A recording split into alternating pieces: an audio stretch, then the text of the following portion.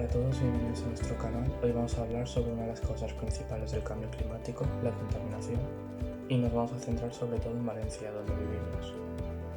Valencia es una de las ciudades más contaminadas, está en el top 2 de ciudades con más polución en España, debido al exceso de tráfico y a la actividad humana. Está expuesta a altos niveles de contaminación. Se considera la segunda ciudad con más polución en España, y esto es provocado por la actividad humana.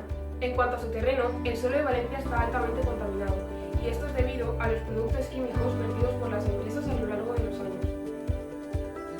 Sin embargo, la concentración de dióxido de nitrógeno y otras partículas contaminantes para la atmósfera ha disminuido en un 50% en esta etapa de confinamiento.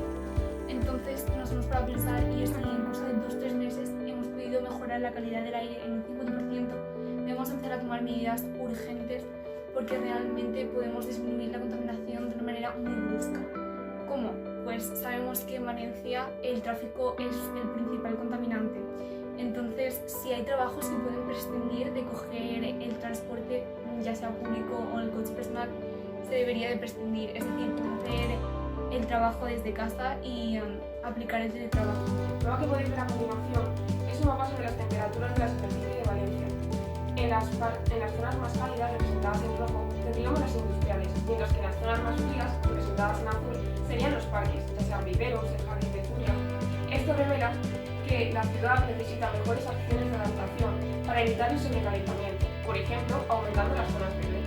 Para reducir el clima es necesario reducir las emisiones continuas y a su vez reducir el uso de los vehículos a combustión.